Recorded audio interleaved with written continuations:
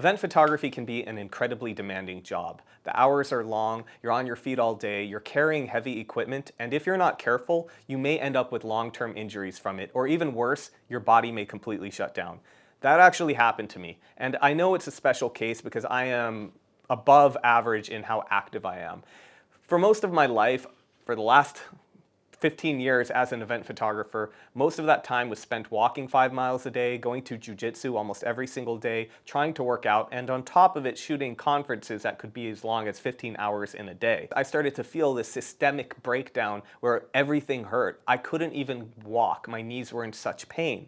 In fact, all my joints were in pain, and I started seeing doctors that, of course, gave me no answers. Fortunately, I was able to figure it out, what was going on my own, and I pretty much cured all my ailments by making a few simple changes. The first one was changing my shoes. I'm a dummy.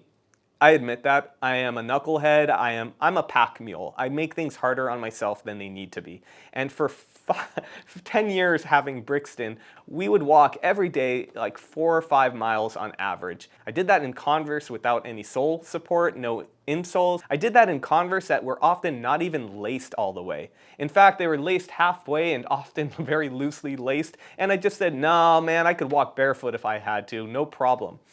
But eventually, it became a big problem and it started to hurt. And the simple act of adding insoles and then eventually changing my shoes really helped a lot. These hokas were actually recommended to me and they're not sponsored, although I wish it was because they're very expensive, but these hokas were recommended to me by a pediatrician. I see a pediatrician because I'm only 17, but a podiatrist. And it was life-changing, actually. Within days, I felt a lot of the pain starting to go away. But can you wear something like that at work was the question, and I felt like they're a little bit dorky. And they're ugly.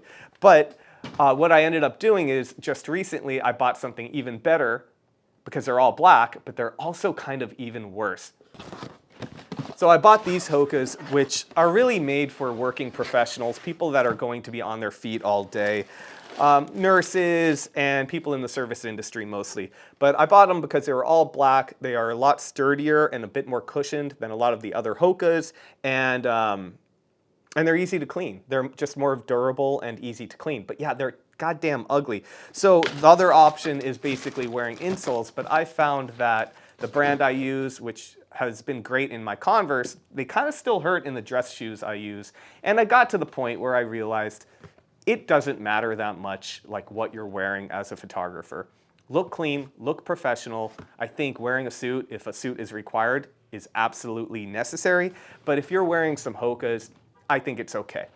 Next, the thing that really helped me, okay, I didn't actually do this yet, but I need to stop doing this. The thing that will help me is getting rid of this stupid camera bag.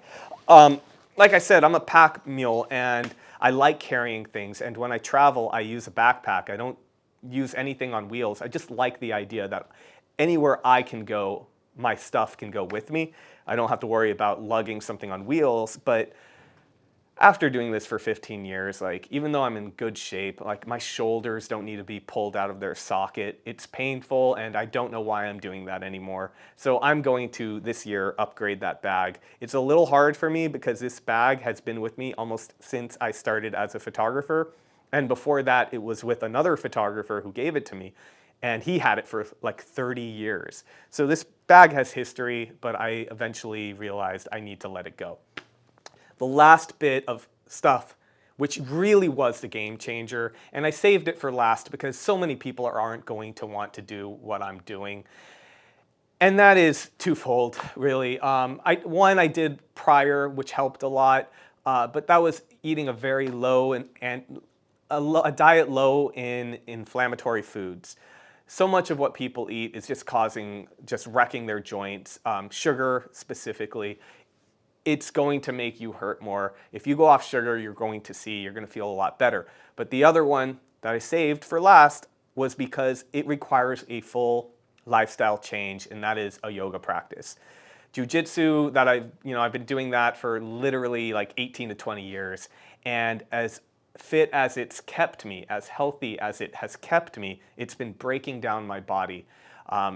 it's breaking down my joints and everything. And sometimes I feel like I'm getting that kind of systemic shock where my body doesn't want to respond anymore if I overtrain. Yoga has been a wonderful complement to that. Upon doing yoga, everything changed for me, work-wise and even my life. I started waking up a lot without feeling terrible every morning.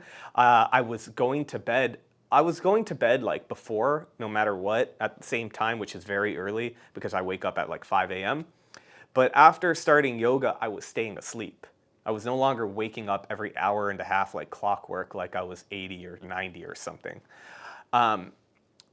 I just feel amazing doing it. I feel like I'm able to move better also on the job, and it's truly been a profound experience for me. This video is not sponsored by yoga. I'd love to hear more about your experience. If you've had a similar experience to me, if you're a yoga practitioner and photographer, let me know in the comments. I really look forward to hearing from you guys.